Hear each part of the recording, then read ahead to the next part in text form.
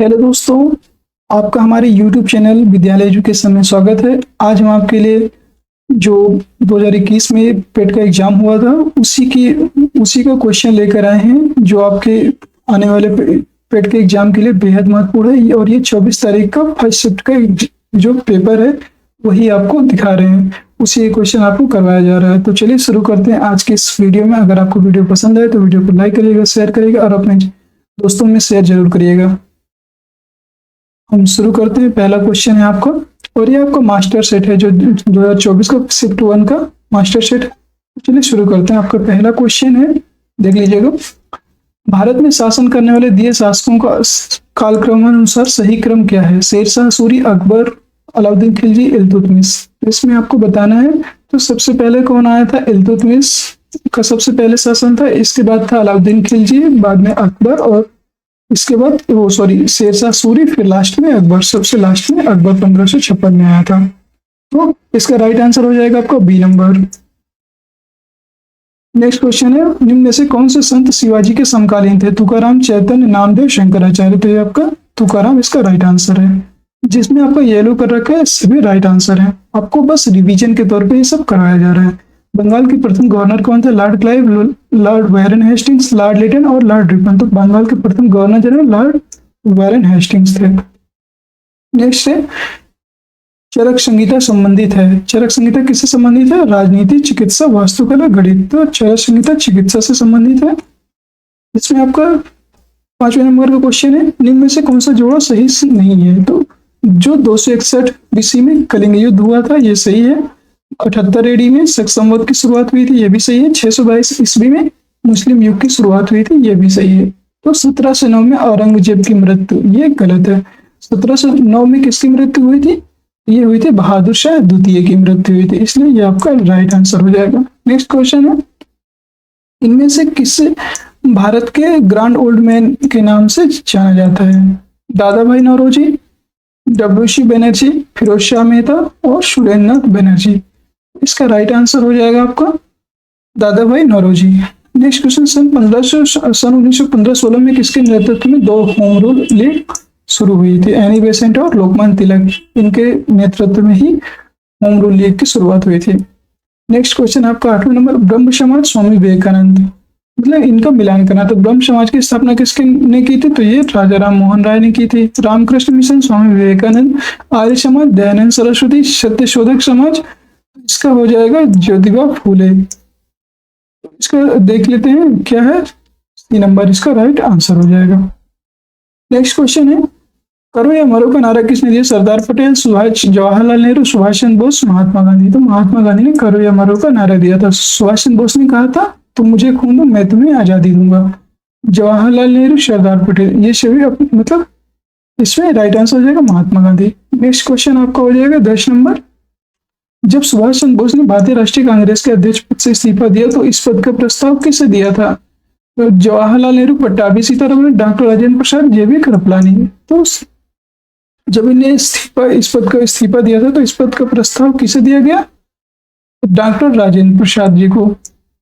Next question है, सलाल पन बिजली परियोजना किस नदी पर स्थित है? झेलम, रावी, चिनाब, ब्यास। तो ये बहुत इंपॉर्टेंट है, चिनाब नदी पर सलाल जल परियोजना है। नेक्स्ट है, वसंत विषु होता है 21 मार्च, 18 जून, 23 सितंबर, 22 दिसंबर। तो 21 मार्च को वसंत विषु शुरू होता है। वसंत विषु 21 मार्च को शुरू होता है आपका। नेक्स्ट है, राजस्थान में खेतड़ी परियोजना किसके उत्पादन के लिए प्रसिद्ध है? तो जस्ता, इस्पात, तांबा, एल्युमिनियम। ये तांबा उत्पादन के लिए प्रसिद्ध है खेतड़ी परियोजना। नेक्स्ट है, काजीरंगा राष्ट्रीय उद्यान स्थित है मध्य प्रदेश, असम, पश्चिम बंगाल, केरल। ये असम में स्थित है काजीरंगा राष्ट्रीय उद्यान। नेक्स्ट है, निम्नलिखित में से कौन सी हिमालयी नदी तंत्र की नदियां हैं? कावेरी, गंगा, ब्रह्मपुत्र, गोदावरी। इसमें कौन कौन से हिमालयी नदी तंत्र है? कावेरी, गंगा। जो है इसमें गंगा है, कावेरी तो दक्षिण भारत के गंगा मतलब दक्षिण भारत की नदी है कावेरी। तो इसमें गंगा और ब्रह्मपुत्र ये दोनों हिमालयी नदी हैं, तंत्र हैं, और ये कावेरी और गोदावरी ये दक्षिण भारत की नदियां हैं। इसका राइट आंसर हो जाएगा 2 और 3। नेक्स्ट क्वेश्चन है, बैंक दर का अर्थ है साहूकारों द्वारा ली जाने वाली ब्याज दर? नहीं। अनुसूचित बैंकों द्वारा ली जाने वाली दर? नहीं। बैंकिंग संस्थाओं के लाभ की दर?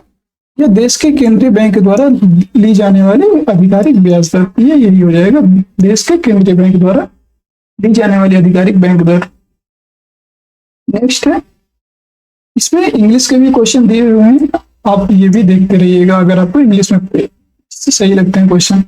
यदि आरबीआई नगद कोषानुपात को घटा दे तो साख सर्जन पर क्या असर होगा? कोई असर नहीं होगा, घट जाएगी, बढ़ जाएगी, इनमें से कोई नहीं। तो ये क्या हो जाएगी? बढ़ जाएगी, इट विल बी इंक्रीज। इनमें से किस प्रकार की अर्थव्यवस्था में संसाधनों पर निजी अधिकार होते हैं और आर्थिक गतिविधियों का मुख्य उद्देश्य लाभ अर्जित करना होता है? तो आपको पता ही है, पूंजीवादी, जो पूंजीवादी अर्थव्यवस्था है उसमें जो है जो पूंजीवादी अर्थव्यवस्था में होते हैं तो उनमें सबसे मतलब निजी लाभ हो, स्वयं का लाभ के लिए जो है पूंजीवादी, जो पूंजीपति होते हैं वो स्वयं का लाभ देखते हैं, तो इसलिए ये पूंजीवादी कहलाता है। समाजवादी में क्या होता है? ये समाजवादी में जनता का मतलब जनता के सबसे ज्यादा भागीदारी होती है, और मिश्रित में पूंजीवादी और समाजवादी दोनों की भागीदारी होती है। भारत अगर पूछे कोई कि भारत की अर्थव्यवस्था कैसी है तो वो मिश्रित अर्थव्यवस्था है। ठीक है, नेक्स्ट 100 रुपए का नोट किसके द्वारा हस्ताक्षरित होता है? तो आरबीआई के गवर्नर के द्वारा होता है। और अगर इस प्रेजेंट में आरबीआई के गवर्नर कौन है? तो आपको याद रखना है, शक्तिकांत दास है। नेक्स्ट क्वेश्चन है आपका, फेमा का पूर्ण रूप क्या है? What is the full form of FEMA? तो इसका फुल फॉर्म क्या है आपका? Foreign exchange management act. Foreign exchange management act आपको याद रखना है। आपसे मतलब कई सारे ऐसे नाम आएंगे जिनके फुल फॉर्म भी पूछेंगे। भारतीय संविधान में जन स्वास्थ्य एवं स्वच्छता किसमें शामिल है? राज्य सूची में। जन स्वास्थ्य और स्वच्छता जो है राज्य सूची का विषय हो गया है। नेक्स्ट है, भारत में पंचायती राज व्यवस्था इसके अंतर्गत रखी गई है। किसके अंतर्गत? तो मूल अधिकार, मौलिक कर्तव्य, राज्य के नीति निर्देशक तत्व, इसमें से कोई नहीं। तो ये राज्य के नीति निर्देशक तत्वों के अंतर्गत जो है पंचायती राज व्यवस्था को रखा गया है। नेक्स्ट क्वेश्चन है आपका, यहाँ से देखते हैं 23 नंबर, शिक्षा का अधिकार एक मौलिक अधिकार है जो किसके संबंधित है? अनुच्छेद 21A से संबंधित है शिक्षा का मौलिक अधिकार। नेक्स्ट है, निम्न में से किसने संविधान सभा में उद्देश्य प्रस्ताव रखा था? तो उद्देश्य प्रस्ताव जवाहरलाल नेहरू, महात्मा गांधी, बी.आर. अम्बेडकर, बी.एन. राव। जवाहरलाल नेहरू जी ने 13 दिसंबर 1946 ईस्वी को उद्देश्य प्रस्ताव रखा था। जो कब पास हुआ था? ये आपको पास हुआ था 22 जनवरी 1947 को पास हुआ था आपका उद्देश्य प्रस्ताव। और बी.आर. अम्बेडकर ने ड्राफ्टिंग कमेटी के अध्यक्ष थे, बी.आर. अम्बेडकर, जिसमें 7 सदस्य थे, जिसके अध्यक्ष थे बी.आर. अम्बेडकर, और उनमें से 6 उनके अदर सदस्य थे। नेक्स्ट क्वेश्चन है, भारतीय संविधान के किस अनुच्छेद में अल्पसंख्यकों के निहित मतलब अल्पसंख्यकों के हित निहित हैं? तो अनुच्छेद 21, अनुच्छेद 24, अनुच्छेद 29 और इनमें से कोई नहीं। तो इसका राइट आंसर है अनुच्छेद 29। और जो अनुच्छेद 21 है इनमें जीवन जीने की मतलब जो जीवन जीने का अधिकार है वो अनुच्छेद 21 में है। और अनुच्छेद 24 की बात करें तो 14 वर्ष से कम जो आयु के बच्चे हैं उन्हें जो निःशुल्क कानूनी मतलब सहायता जो है, जो निःशुल्क शिक्षा का अधिकार है उसमें 24 में दिया गया है। और बाल मजदूरी को निषेध किया गया है। नेक्स्ट है आपका, ठोस चालक में धारावाहक होते हैं प्रोटॉन, न्यूट्रॉन, मुक्त इलेक्ट्रॉन, इनमें से कोई नहीं। तो धारा का वाहक कौन करता है? मुक्त इलेक्ट्रॉन, जो फ्री इलेक्ट्रॉन होते हैं वही धारा के चालक होते हैं। प्रकाश वर्ष किसके मापन की इकाई है? तो 1 वर्ष में मापी गई रॉकेट की गति, ये गलत है। 1 वर्ष में निर्वात में ध्वनि द्वारा चली गई दूरी, ये भी गलत। 1 वर्ष में निर्वात में प्रकाश द्वारा चली गई दूरी, ये क्या कहलाती है? प्रकाश वर्ष कहलाती है, यही राइट आंसर। अब निर्वात में प्रकाश की चाल क्या होती है? तो ये होती है 3 × 10⁸ मीटर पर सेकेंड। ये निर्वात में प्रकाश की चाल होती है जो सबसे अधिक होती है। ब्लीचिंग पाउडर का रासायनिक नाम यह भी है, मतलब क्या है?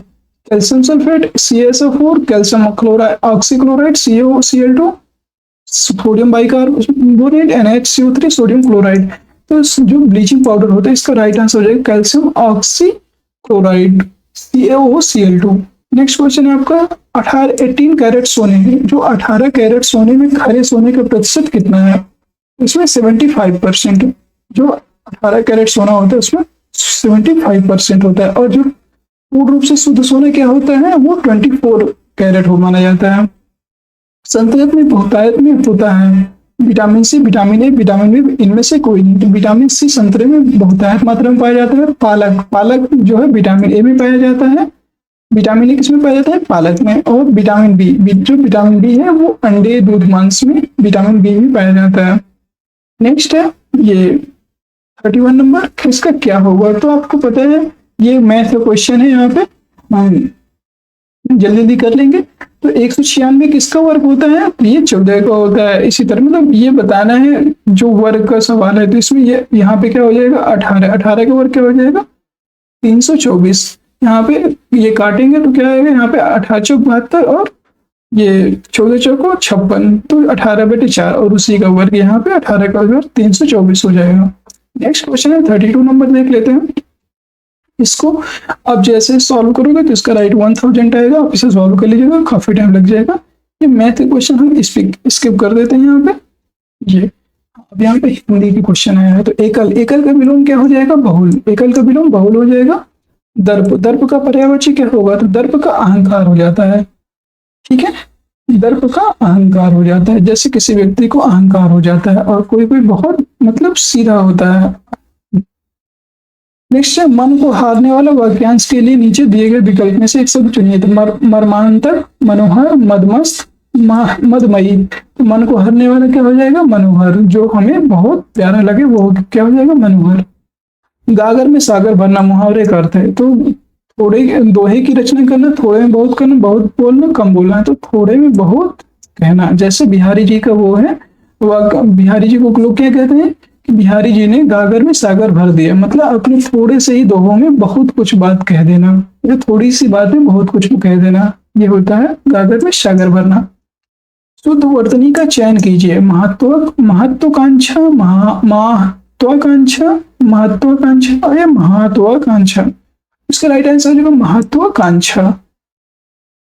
नेक्स्ट है यहाँ पे 40, फिर 41, इसमें पैराग्राफ है। तो पैराग्राफ से हम देखो, a many sided personality means a person having varied interest. ये आपको जब पैसेज आप पढ़ेंगे तो आपको समझ में आ जाएगा। और इसमें है Pandit Nehru enjoyed doing all these thing and much more. वो सभी वस्तुएं, सभी जो है अपने जो कार्य थे उनके वही सब करना पसंद करते थे वो। ये आपको पैराग्राफ पूरा पढ़ना पड़ेगा, इसमें बहुत सारा टाइम लगने वाला है, इसलिए हम जो पैराग्राफ के कितने क्वेश्चन है यहाँ पे 41 से 43 तक, तो इसको हम स्किप करेंगे। यहाँ से फिर give synonyms for the following famous. तो फेमस, फेमस मतलब क्या होता है? प्रसिद्ध। तो इसका जो सिनोनिम्स मतलब पर्यायवाची क्या हो जाएगा? पॉपुलर। पॉपुलर इसमें क्या होता है? प्रसिद्ध। Give the antonyms of transparent. Transparent मतलब जो एकदम साफ साफ दिखे। तो ओबीबीएस, लिम्पिड, ओपेक और क्लियर। तो क्लियर मतलब होता है साफ, बट वो यहाँ पे ट्रांसपेरेंट मतलब दिखने के उसमें है, तो ओपेक हो जाएगा साफ। इसमें मतलब एकदम, इसका भी मतलब होता है ट्रांसपेरेंट। दिए गए विकल्पों में से संबंधित शब्द का चयन कीजिए। पक्षी विज्ञान, तो पक्षियों का अध्ययन क्या हो जाएगा? पक्षी विज्ञान। तो नर विज्ञान, तो नर विज्ञान में क्या हो जाएगा? मानव का विज्ञान। मानव का अध्ययन नर विज्ञान कहलाएगा। उस शब्द का चयन कीजिए जो समूह में बाकी शब्दों से मेल नहीं रखता है। दही, मक्खन, तेल, पनीर। तो दही, मक्खन, पनीर ये सब किससे बनते हैं? दूध से बनते हैं। तेल इसका सबसे अलग हो जाएगा। ये आपके क्या है? रीजनिंग के क्वेश्चन है। किसी कोड में, किसी निश्चित कोड में प्रोडक्ट्स को QQPCY EUHPMT लिखा जाता है, तो इसी कोड में ओरिएंटेशन को किस प्रकार लिखा जाएगा? इसमें क्या हो जाएगा? ये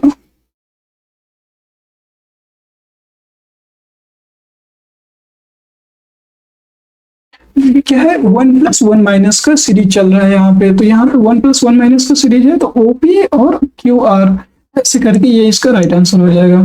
ये आपको इसे सॉल्व करना पड़ेगा। रीता की ओर इशारा करते हुए निखिल ने कहा, मैं उनकी माँ के पुत्र का इकलौता पुत्र हूँ। रीता निखिल से किस प्रकार संबंधित? तो वो बुआ से संबंधित है। यदि किसी 25 अगस्त को गुरुवार है तो उसके महीने में सोमवार की संख्या 5 होगी, ये भी सही है। अब यहाँ पे देखिए, निम्न में से किस शहर में लाइट हाउस परियोजना का क्रियान्वयन नहीं हुआ है?